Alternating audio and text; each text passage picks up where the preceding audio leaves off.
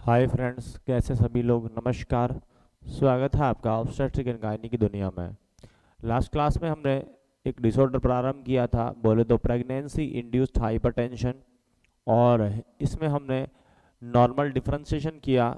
What is अक्लम्शिया, what is प्रक्लम्शिया, कितने प्रकार के हाइपरटेंशन होते हैं, क्या क्या लक्षण इनमें पाए जाते हैं, यह विगत क्लास में हमने डिस्कस कर लिया था। यह जो हमारी क्लास है, यह उसी का आगे का भाग है, बोले तो pregnancy induced hypertension part second. Clear. यह पीआईएच पार्ट सेकंड है, जो आपका प्रेगनेंसी इंड्यूस्ड हाइपरटेंशन है बेटा जी। इसी प्रेगनेंसी इंड्यूस्ड हाइपरटेंशन का पार्ट सेकंड हम इसमें डील करने वाला है। क्लियर है।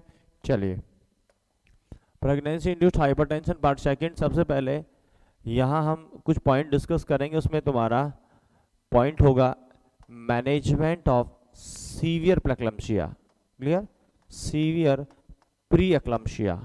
लास्ट क्लास में हमने अक्लम्शिया का ट्रीटमेंट पढ़ा था, वह माइल्ड प्रेक्लम्शिया का ट्रीटमेंट हो गया था।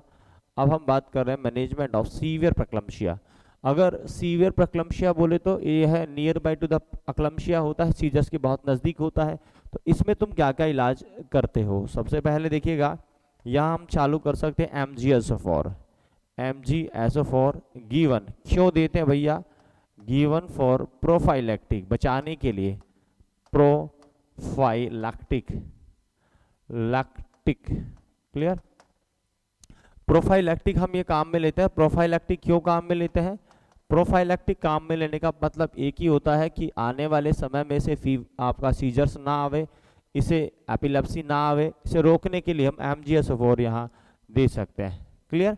नंबर सेकंड, यहाँ हम दे सकते हैं डायजीपाम। डायजीपाम यहाँ देते हैं, और एक लाइटिक कॉकटेल होता है, वह भी यहाँ दिया जाता है, लाइटिक कॉकटेल। इस लाइटिक कॉकटेल में कुछ डेरिवेटिव्स हम काम में लेते हैं। पहला डेरिवेटिव इसमें है पैथिडीन। पैथिडीन काम में लेते हैं। क्लोरप्रोमाजीन, क्लोरप्रोमाजीन और प्रोमिथाजीन, प्रोमिथाजीन। यह तीनों कॉकटेल की डेरिवेटिव्स हैं। हम क्या क्या काम में लिए हैं? या तो MgSO4 हमने काम में लिया पहला, दूसरा डाइजीपाम हमने काम में लिया, तीसरा ये तीनों दवाइयाँ लैक्टिक कॉकटेल के नाम से कहलाती हैं। यह तुम काम में ले सकते हो। यहाँ से याद रखिएगा, एक बहुत ही इंपॉर्टेंट पॉइंट बनता है, वह MgSO4 को लेकर बनता है। क्वेश्चन फंसता है, याद रखिएगा MgSO4 पर। मैं इसकी पूरी डिटेल तुम्हें बता रहा हूँ। मैग्नीशियम सल्फेट इसे हम बोल रहे हैं, magnesium sulphate. Clear. Magnesium sulphate. Magnesium sulphate जो होता है, सबसे पहले इस मैग्नीशियम सल्फेट का एक्शन कहाँ होता है, कहाँ ये काम करता है? तो याद रखिएगा, ऑन मोटर एंड प्लेट। यह मोटर एंड प्लेट पर काम करता है, मोटर एंड प्लेट पर काम करेगा। एंड डिक्रीज एसिटाइल कोलिन, यह किसे कम कर देता है? एसिटाइल कोलिन को कम करता है। याद रखिएगा, यह एसिटाइल कोलिन को कम करेगा और मोटर एंड प्लेट पर काम करता है। पहला पॉइंट, इसका एक्शन क्या है। नंबर सेकंड, इसका थेरापेटिक सीरम लेवल क्या होता है, कितना लेवल रहना चाहिए? तो जवाब होगा, इसका थेरापेटिक सीरम लेवल 4 से 7 मिली इक्विवेलेंट पर लीटर होता है। It is normal therapeutic level of magnesium sulphate.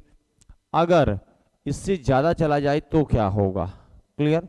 अगर इसका लेवल ग्रेटर देन 7 मिली इक्विवेलेंट पर लीटर होगा, इसका मतलब यह टॉक्सिक इफेक्ट कोज करेगा।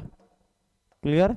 कोज टॉक्सिक इफेक्ट, यह टॉक्सिक इफेक्ट कोज करेगा।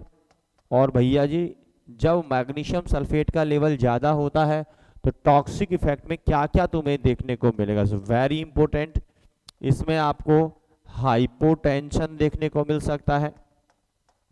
हाइपोटेंशन क्या हो सकता है भैया? हाइपोटेंशन हो सकता है। यहाँ तुम्हें देखने को मिल सकता है रेस्पिरेटरी डिप्रेशन, रेस्पिरेटरी डिप्रेशन देखने को मिल सकता है भैया।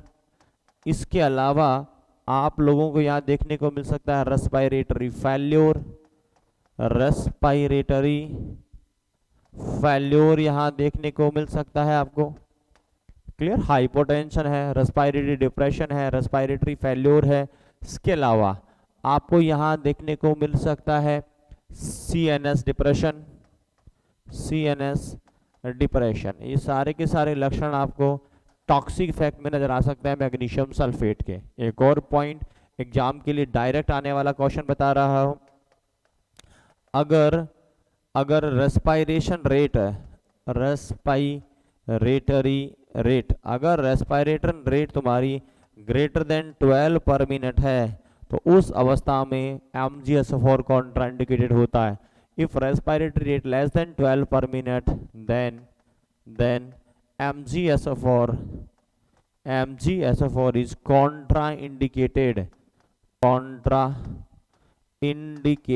इसे नहीं देते हैं, यह इस अवस्था में कॉन्ट्राइंडिकेटेड रहने वाला है। क्लियर है बेटा। नेक्स्ट देखिएगा, if respiratory rate less than 12 then is MgSO4 is contraindicated. Clear. इसके अलावा इसकी एंटीडोट बता रहा हूं। एंटीडोट, अगर टॉक्सिसिटी हो जाए तो उसकी एंटीडोट होती है calcium gluconate, calcium gluconate. Clear, यह इसकी एंटीडोट है। तुम्हारे MgSO4 की एंटीडोट होती है कैल्शियम ग्लूकोनेट। कितना देते हैं भैया? 10 ग्राम 10 ml 10%। यह तुम्हारा नॉर्मल कैल्शियम ग्लूकोनेट देते हैं। इसमें भी एक बात याद रखना है, कैल्शियम ग्लूकोनेट देते समय चेक यूरिन आउटपुट,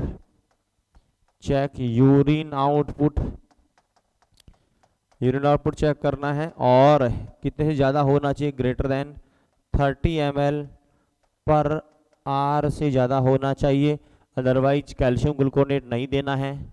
इसके अलावा यहाँ एक चेक करना है तुम्हें, चेक पोटेशियम लेवल।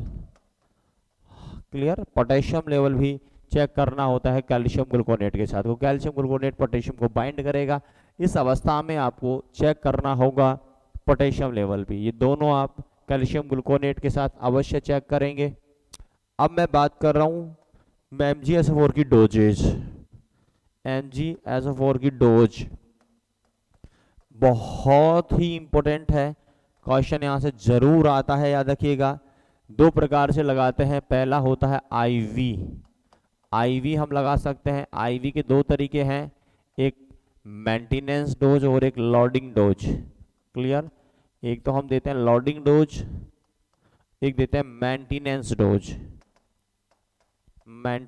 डोज। तो दो डोज भैया देते हैं, एक मेंटेनेंस डोज होती है और एक लोडिंग डोज होती है। सबसे पहले मैं बात करूं लोडिंग डोज के बारे में, तो यहाँ हम देते हैं, IV की बात कर रहा हूं मैं, यहाँ हम देते हैं 4 से 6 ग्राम आपको देना होगा IV। क्लियर। और दूसरा जो मेंटेनेंस डोज है वह लगभग 1 से 2 ग्राम देते हैं, 1 से 2 ग्राम। क्लियर, याद रखिएगा 4 से 6 ग्राम हम दे रहे हैं इसकी लोडिंग डोज, 4 से 6 ग्राम हम दे रहे हैं इसकी लोडिंग डोज, और लगभग हम 1 से 2 ग्राम दे रहे हैं तुम्हारा क्या, आपका मेंटेनेंस डोज। एक और चीज, लोडिंग डोज 15 से 20 मिनट में देते हैं और यह पर आवरली देते हैं। यह ड्यूरेशन भी याद रखना है आपको, ये देना है विथिन 15 से 20 मिनट, यह 15 से 20 मिनट में देना है, और यह पर आवर्स देना है। 1 घंटे में 1 से 2 ग्राम आप दे सकते हैं। क्लियर है, 1 से 2 ग्राम। यह है तो इसकी IV डोज का फॉर्मूला हो गया। IV कैसे देंगे? दूसरा बेटा होता है उसका IM भी दिया जाता है। IM में भी वही सेम क्राइटेरिया, इसके दो कंडीशन है, एक मेंटेनेंस डोज होती है और एक लोडिंग डोज होती है। सबसे पहले मैं बात कर रहा हूँ लोडिंग डोज के बारे में। लोडिंग डोज मतलब IM रूट से जो लोडिंग डोज दे रहे हैं उसका विवरण, और दूसरा होता है मेंटेनेंस डोज। Maintenance dose. तो देखिएगा सबसे पहले यह भी लोडिंग डोज दो तरीके से इसमें दी जाती है। इनिशियली सबसे पहले आपको देना है यहाँ 4 ग्राम, 4 ग्राम देना है विथ इन 2 to 3 मिनट्स, 2 से 3 मिनट के अंदर अंदर आपको भैया जी 4 ग्राम इंसर्ट कर देना है इसको IM। फिर उसके बाद में देना है देन 10 ग्राम, उसके बाद 10 ग्राम देना है, और ये देना है 5 gram in each buttocks, 5 grams in each buttocks देना है, 5 ग्राम इन ईच बटक। एक बटक में 5 जाएगी तो दोनों में 10 चली जाने हैं। मेंटेनेंस डोज जो रहेगा इसका, मेंटेनेंस डोज में आपको 5 ग्राम देना है 4 आवर्ली पर 4 hour in alternate buttocks, in alternate buttocks, मतलब पहले राइट बटक में देंगे, फिर 4 घंटे बाद लेफ्ट बटक में देंगे, फिर पुनः 4 घंटे बाद हम राइट में देते रहेंगे। यह इसका IM का फॉर्मूला होता है। बोले तो IM डोज कैसे देंगे, 2 से 3 मिनट में हम 4 ग्राम दे रहे हैं, फिर 10 ग्राम दे देते हैं, यह 5 ग्राम ईच बटक में जाएगी, फिर लगभग 5 ग्राम हम दे रहे हैं IM, यह 4 आवर ली जाती है अल्टरनेट बटक के अंदर। क्लियर। और ये ट्रीटमेंट जो तुम दे रहे हो MGS4 ये कंटिन्यू रखना है 24 घंटे तक डिलीवरी के। Clear. 24 hour after delivery. Clear. ये ट्रीटमेंट हमें कब तक देना है, याद रखिएगा, this treatment given up to 24 hour of delivery. आपका भैया जी तो डिलीवरी हुआ है, इस डिलीवरी के 24 आवर के अंदर अंदर आपको 24 आवर्स तक आपको यह काम में लेना होता है। क्लियर। क्या क्या बातें मैंने की हैं देखिएगा। अभी हमने कुछ ट्रीटमेंट डिस्कस किया है जो किससे संबंधित है, सीवियर प्री अक्लम्सिया से संबंधित है। यहाँ पर मैंने बोला MGS4 दे सकते हैं प्रोफाइलैक्टिक के लिए, डाइजीपाम ले सकते हैं, लाइटिक कॉकटेल काम आएगा जिसमें पैथिडीन है, क्लोरप्रोमाजीन है, प्रोमिथाजीन है। MGS4 बोले तो मैग्नीशियम सल्फेट। एक्शन कहाँ होता है, मोटर एंड प्लेट पर। किसे कम करता है भैया, एसिटाइल कोलिन को कम करता है। थेरेपेटिक लेवल कितना होता है, 4 से 7 मिलीक्वलेंट पर लीटर है। 7 से ज़्यादा चला गया तो क्या कोच करेगा, टॉक्सिक इफेक्ट, उसमें हाइपोटेंशन है, रेस्पिरेटरी डिप्रेशन है, रेस्पिरेटरी फेल्योर है, CNS डिप्रेशन होता है। अगर रेस्पिरेटरी रेट 12 से कम चली गई है तो इस अवस्था में मैग्नीशियम सल्फेट कॉन्ट्राइंडिकेटेड रहने वाला है। एंटीडोट में कैल्शियम ग्लूकोनेट काम में लेते हैं 10 ग्राम 10 ml 10%। इस समय आपको यूरिन आउटपुट चेक करना होगा, 30 से ज़्यादा होना चाहिए, और पोटेशियम लेवल चेक करना होगा। MGS4 जो होता है उसकी डोजेज IV और IM दोनों लगाते हैं। IV में लोडिंग डोज लगती है 4 से 6 ग्राम, लगभग 15 से 20 मिनट में लगा देते हैं। मेंटेनेंस डोज लगभग 1 से 2 ग्राम जाती है पर आवरली। IM में लोडिंग डोज इनिशियली हम लगाते हैं 4 ग्राम पर हर 2 से 3 मिनट के अंदर अंदर, और 10 ग्राम फिर देंगे हम ईच बटक्स में देते रहते हैं। मेंटेनेंस डोज लगभग 5 ग्राम के आसपास चलती है पर 4 आवरली, और यह अल्टरनेट बतख में जाती है। यह ट्रीटमेंट जो मैंने बोला है, यह ट्रीटमेंट लगभग 24 घंटे के बाद तक करते रहते हैं। क्लियर। डिलीवरी के इसके अलावा मैं एक ऑब्स्टेट्रिक ट्रीटमेंट की बात भी करूंगा। Obstetric management of pre eclampsia. Clear. Pre eclampsia, pre eclampsia में जो आपका ऑब्स्टेट्रिक मैनेजमेंट होता है वह क्या रहने वाला है, तो यहाँ देखिएगा आप, इसके अंदर ऑब्स्टेट्रिक मैनेजमेंट में पहली कंडीशन BP कंट्रोल है। BP क्या है बेटा, कंट्रोल है। एंड प्रेगनेंसी तुम्हारी है लेस देन 37 वीक की, प्रेगनेंसी 37 वीक से कम है और BP कंट्रोल है। इस अवस्था में तुम्हें क्या करना होगा, इस अवस्था में तुम्हें वेट करना होगा डिलीवरी का 37 वीक तक। Clear. Wait for delivery wait for delivery up to 37 weeks, आपको 37 वीक तक इंतजार करना होगा, उसके बाद आपको डिलीवरी करवानी होगी। ये पहली कंडीशन होती है, मतलब 37 वीक से पहले हम प्रयास नहीं करेंगे डिलीवरी करवाने का अगर बीपी कंट्रोल है तो। दूसरा, बीपी कंट्रोल है and pregnancy crosses the 37 week, pregnancy 37 week से ऊपर है और बीपी कंट्रोल है, इस अवस्था में तुम्हें क्या करना होगा, आपको initiate the labour, initiate the labour, आप डिलीवरी करवाने का भैया प्रयास करो ताकि डिलीवरी करवा सको, क्योंकि अवस्था नॉर्मल है, 37 वीक क्रॉस हो गए, इसका मतलब बेबी के लंग मैच्योर हैं, आप डिलीवरी करवा सकते हैं। क्लियर। अगर बात करूं BP not control, BP not control and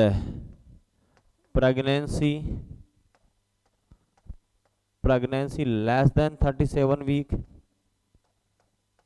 तो क्या करना होगा, बीपी कंट्रोल भी नहीं है और 37 वीक भी नहीं हुए, then you can go for termination of pregnancy, termination of pregnancy पर आप जा सकते हैं। तो ओवरऑल हम सिचुएशन के आधार पर यहाँ इलाज करते हैं, बीपी और 37 वीक का हम कैलकुलेशन करके काम करेंगे। ये सारे के सारे पॉइंट मैंने तो प्री एक्लम्पशिया में बताया है। क्लियर। यहाँ प्री एक्लम्पशिया खत्म होता है, now we are moving towards the eclampsia, हम मूव कर रहे हैं इसके पार्ट नंबर बी पर, एक्लम्पशिया। फर्क क्या था एक्लम्पशिया में, दो चीजें यहाँ थी एक्लम्पशिया में, एक होता है pre eclampsia, pre eclampsia plus seizures, plus seizure. तो बेसिकली हम सब बातें यहाँ सीजर्स के रिगार्डिंग करेंगे, क्योंकि ये तो हम पढ़ ही चुके हैं ना प्री एक्लम्पशिया, तो अब बच गया क्या, तो भैया सीजर्स के बारे में बात कर लेंगे, इसका इलाज डिस्कस कर लेंगे, तो यह एक्लम्पशिया हो जाएगा तुम्हारा, क्योंकि प्री एक्लम्पशिया और उसके साथ सीजर को जोड़ देना ही एक्लम्पशिया कहलाता है। क्लियर है। चलिए सबसे पहले मैं बात करता हूं इसके इंसिडेंस के बारे में।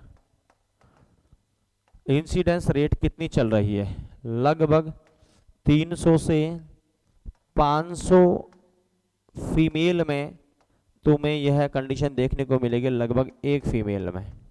बहुत कम है, बहुत कॉमन नहीं है, लगभग 300 से 500 फीमेल का जब आप ऑब्जर्वेशन करोगे डिलीवरी के दौरान, तो उनमें लगभग एक महिला मिल सकती है जिसे लगभग यह देखने को मिले। क्लियर। दूसरा यहाँ से क्वेश्चन फंसा हुआ है इसके रेट को लेकर, तीनों अवस्थाओं में अलग अलग होता है यह, एंटीपार्टम, इंट्रापार्टम, मतलब सीजर की संभावना कब कब रहती है, एंटीपार्टम, इंट्रापार्टम और पोस्टपार्टम।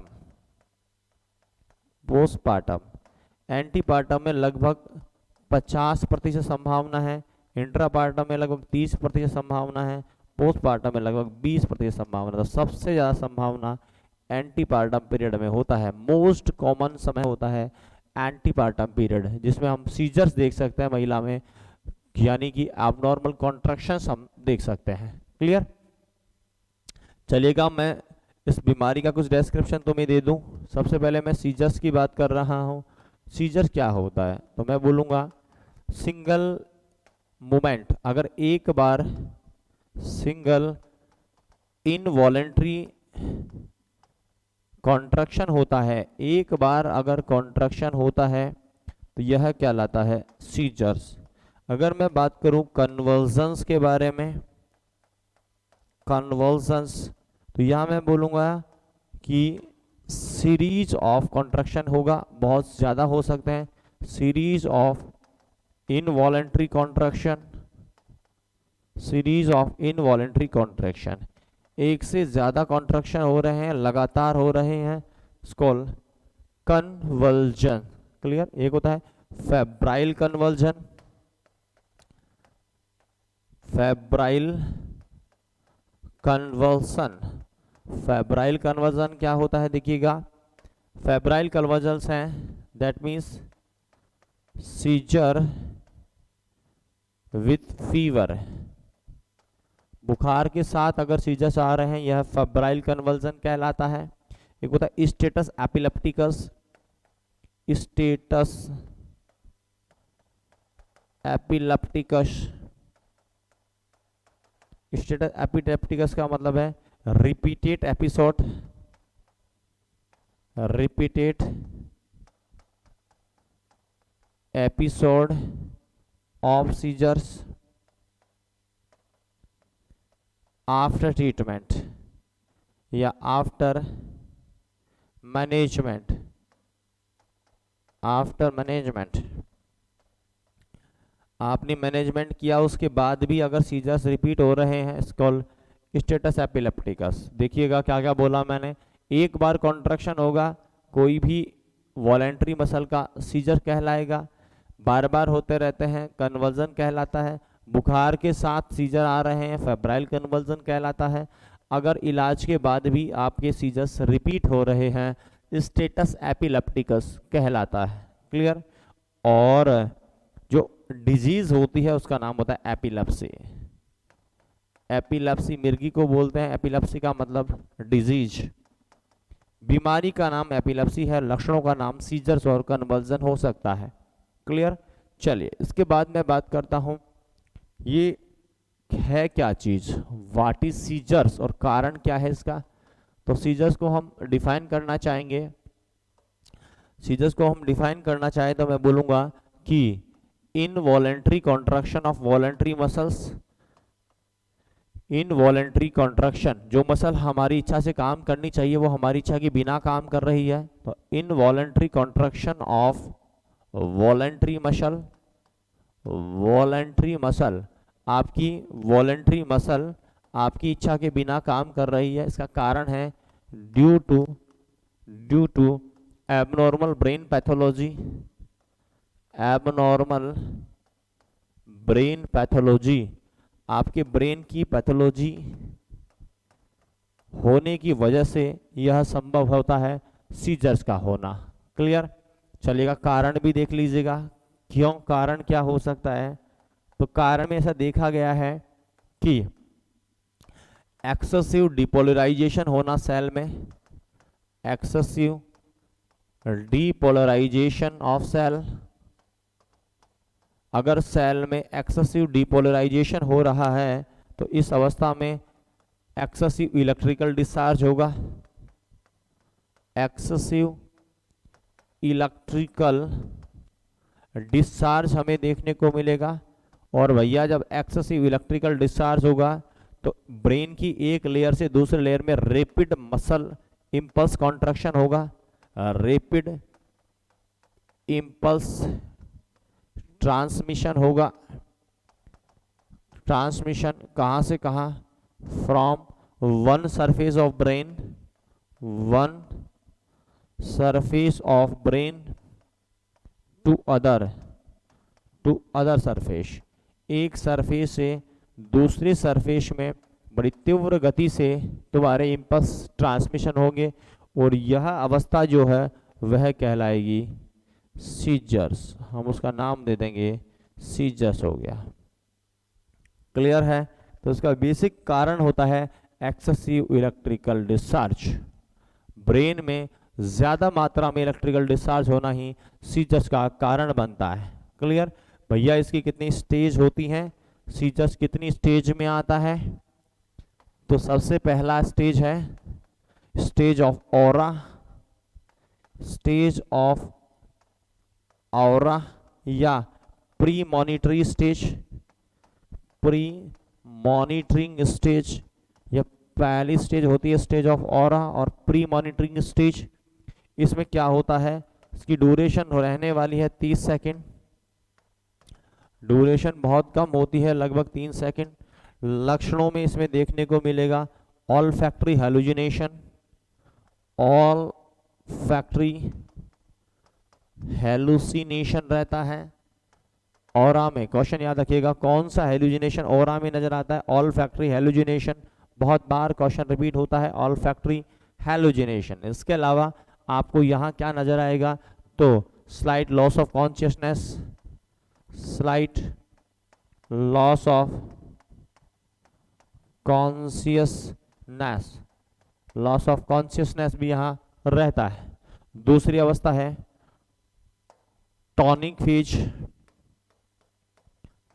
टॉनिक फेज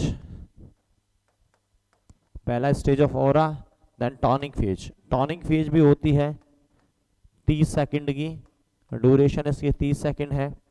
यहाँ तुम्हें नजर आएगा muscle spasm, muscle spasm, office twins, office तो टोनस ट्रंक, जो ट्रंक है वह धनुष आकार हो जाता है। Clear. Clench fist, clench fist, मुट्ठी एकदम बंद हो जाएगी। एक्सट्रीमिटी फ्लैक्स्ड हो जाएंगी, एक्सट्रीमिटी हो जाएंगी फ्लैक्स्ड, मुड़ी हुई रहती हैं भैया। ट्रंक प्रोट्रूड हो सकती है, प्रोट्रूजन ऑफ टंग तुम्हें यहां देखने को मिल सकता है। क्लियर। मसल स्पाज्म हो सकता है, ऑफिस टोटोनस ट्रंक हो सकता है, क्लेंच फिस्ट हो सकता है। क्लेंच फिस्ट मुट्ठी बंद हो जाना, और एक्सट्रीमिटी फ्लैक्स्ड हो सकती है, प्रोट्रूजन ऑफ टंग नजर आ सकता है। ये सारी की सारी कंडीशन तुम्हें टॉनिक फेज में देखने को मिलेंगी। उसके बाद तीसरी अवस्था होती है clonic phase. Tonic clonic clonic phase, यह लगभग 4 से 6 मिनट की ड्यूरेशन लगता है। और यहाँ क्या रहता है,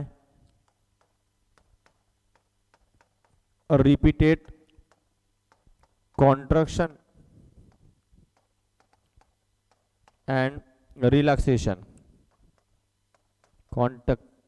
relaxation of muscles, muscle contract और रिलैक्ट होते हैं रिपीटेडली। यह क्लॉनिक फेज है। और सबसे लास्ट में आता है stage of coma. Stage of coma, यह सबसे लास्ट फेज होती है, स्टेज ऑफ कोमा। क्लियर। एक क्वेश्चन और, जो टॉनिक क्लॉनिक सीजर होते हैं, टॉनिक क्लॉनिक सीजर्स, इन्हें बोलते हैं ग्रैंड मेल सीजर्स, इन्हीं का नाम होता है ग्रैंड मेल सीजर। और भैया ये जो ग्रैंड मेल सीजर होते हैं, ये जनरेट होते हैं, प्रोड्यूस करे जाते हैं ड्यूरिंग ईसीटी। क्लियर, याद रखना है, produced during ECT. During ECT question आएगा कि ईसीटी में कौन से सीजर जनरेट होते हैं, जवाब होगा ग्रैंड मेल सीजर्स या टॉनिक क्लॉनिक सीजर्स। चलिएगा भैया, इसका मैनेजमेंट क्या करोगे आप। देखो मैनेजमेंट में सबसे पहला मैनेजमेंट तुम्हारा होगा प्रिवेंट इंजरी। जब भी अवस्था हो आप व्यक्ति को इंजरी से बचाओ, पहला काम। दूसरा, आपको क्या करना होगा, आपका जो माउथ है वह साइड लाइंग पोजीशन में होना चाहिए ताकि सिक्रेशन बाहर निकले। Side lying position, side lying position में फेस को रखना है।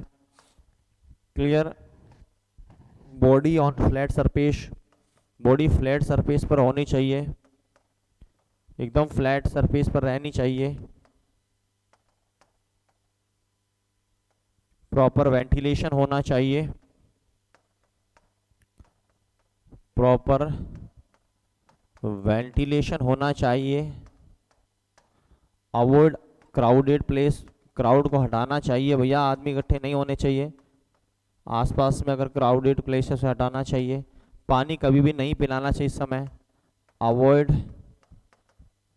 Avoid drinking of water during seizure, drinking of water. Clear. Restrain नहीं करना चाहिए, सीजर आ रहे हैं उस समय कभी भी किसी भाग को रेस्ट्रेन नहीं करना चाहिए। Avoid restraining of body part,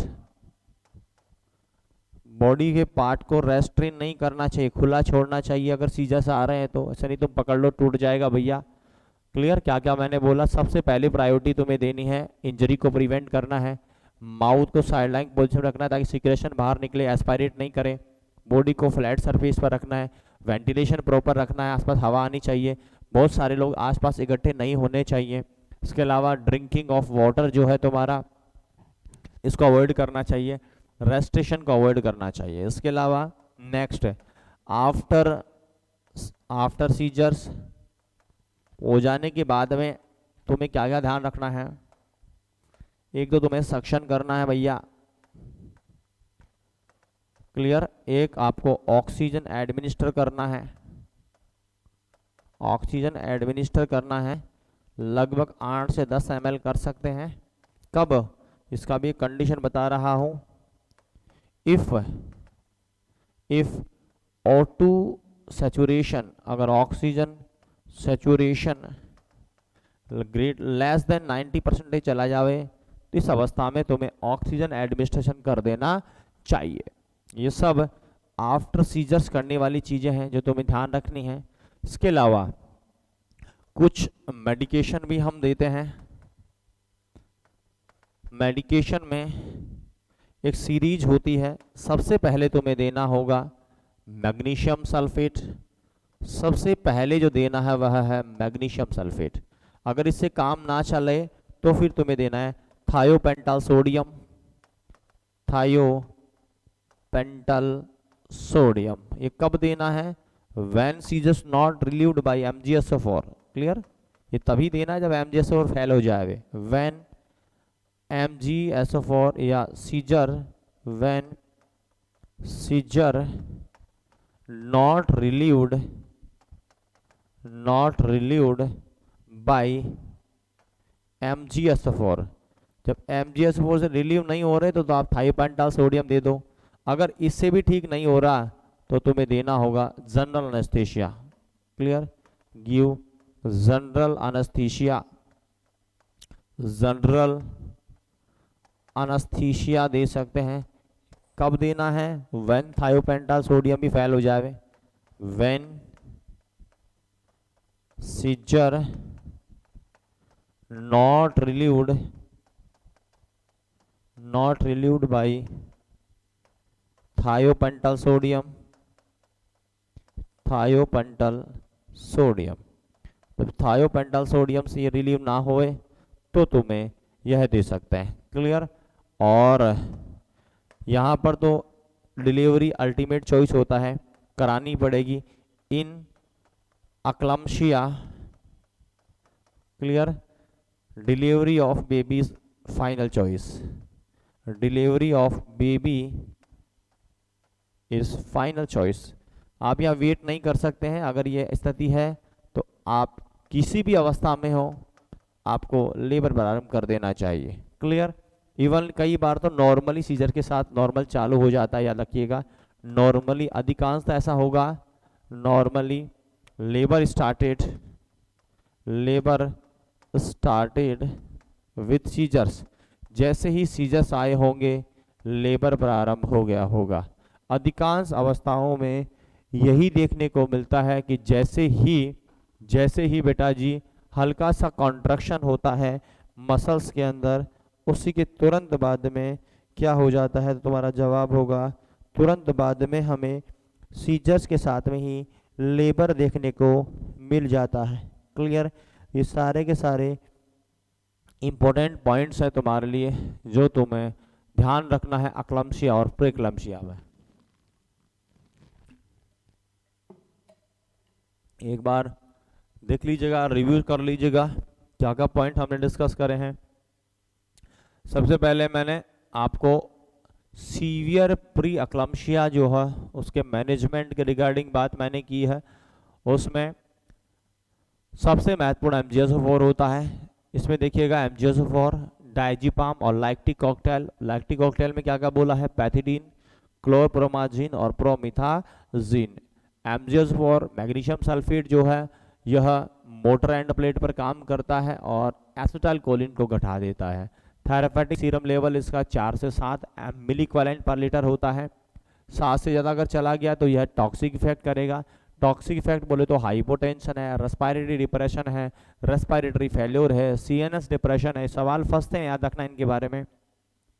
अगर रेस्पिरेटरी रेट 12 से कम चली गई तो देना ही नहीं है, तुम्हें इसे रोक देना होगा। एंटीडोट कैल्शियम ग्लूकोनेट होती है, ये कितना देते हैं तो 10 ग्राम 10 ml 10%। और क्या चेक करना चाहिए देते समय, यूरिन आउटपुट और पोटेशियम लेवल चेक करना चाहिए। डोजेज आईवी और आईएम होती हैं। लोडिंग डोज आईवी की 4 से 6 ग्राम देते हैं 15 से 20 मिनट में, और मेंटेनेंस डोज 1 से 2 ग्राम पर आवर्ली देते हैं। लेकिन आईएम जो होता है उसकी लोडिंग डोज 2 बार देते हैं, आते ही 2 से 3 मिनट में 4 ग्राम देना है, फिर लगभग 10 ग्राम देते हैं ईच बटक्स के अंदर हम दे देंगे। उसके बाद मेंटेनेंस डोज 5 ग्राम के आसपास चलती है, फॉल 4 आवर्ली, हर 4 घंटे में देते रहते हैं अल्टरनेट बटक्स में। क्लियर, ये 24 घंटे तक दे सकते हैं डिलीवरी के। क्लियर। ऑब्स्टेट्रिक मैनेजमेंट में देखो बीपी कंट्रोल है, और प्रेगनेंसी 37 वीक से पहले आप वेट कर लो डिलीवरी का, कि ताकि 37 वीक क्रॉस करे, 37 वीक पे आए तब हम डिलीवरी करवाएं। लेकिन अगर बीपी कंट्रोल है और प्रेगनेंसी 37 वीक क्रॉस कर ली तो किसी का इंतजार की आवश्यकता नहीं, आप डिलीवरी करवा सकते हैं। अगर बीपी कंट्रोल ही नहीं हुई है भैया और 37 वीक से कम भी प्रेगनेंसी है तो फिर आपको टर्मिनेशन पर जाना होगा, टर्मिनेट कर दीजिएगा, यही इसका सही उपचार होगा। ये सब कुछ प्री एक्लम्शिया के बारे में था। अब अक्लम्शिया, प्री एक्लम्शिया प्लस सीजर्स ही तो कहलाता है तुम्हारा अक्लम्शिया। अब यहाँ क्या क्या चीज़ें तुम्हें यहाँ देखनी है, देखिएगा। प्री एक्लम्शिया हमने डिटेल में डिस्कस कर लिया है, प्री एक्लम्शिया में क्या क्या चीज़ें होती हैं हमने डिस्कस किया। अब यहाँ पर दूसरा पॉइंट यहाँ बना है वह है सीजर्स के रिगार्डिंग है। अब जो तुम्हारा सीजर्स होता है इसमें देखिए इंसिडेंस कितना होगा, लगभग 300 to 500 रह सकता है एक फीमेल में। क्लियर, मतलब बहुत रेयर या ना के बराबर तुम्हें देखने को मिलेगा। इसके अलावा रेट एंटीपार्टम में लगभग 50% होता है, मोस्ट कॉमन यही देखने को मिलेगा। इंट्रापार्टम में 30% के आसपास होता है, और पोस्टपार्टम में लगभग 20% के आसपास देखा गया है। सीजर्स जो होता है वह क्या कहलाता है, एक बार अगर कोई मसल का इनवॉलेंट्री कॉन्ट्रैक्शन हो रहा हो वॉलेंट्री मसल का, तो यह सीजर कहलाएगा। अगर ये रिपीट होने लग जाए, बार बार होने लग जाए, तो हम उसे कन्वर्जन्स बोल देते हैं। फेब्राइन कन्वर्जन एक वह अवस्था होती है जिसमें बुखार फीवर भी देखने को मिल जाता है, यह कहलाता है febrile convergence. Clear. Status epilepticus क्या होता है, अगर रिपीट हो रहा हो तुम्हारा एपिसोड ऑफ सीजर्स तो हम उसे क्या बोल देंगे, स्टेटस एपिलेप्टिकस। एपिलेप्सी जो है ये एक बीमारी का नाम होता है, ये एक डिजीज होती है। उसके बाद लास्ट हमने डिस्कस किया फाइनली कि आपका जो सीजर्स होता है वह क्या है और कैसे आता है, यह भी तुम देखिएगा। तो मैंने बोला तुम्हारा सीजर्स एक तुम्हारे वॉलेंट्री मसल का इनवॉलेंट्री कॉन्ट्रैक्शन होता है, इसे हम क्या बोल देते हैं, सीजर्स का नाम दे देते हैं। इसका मुख्य कारण हमारे ब्रेन की एबनॉर्मल पैथोलॉजी होती है।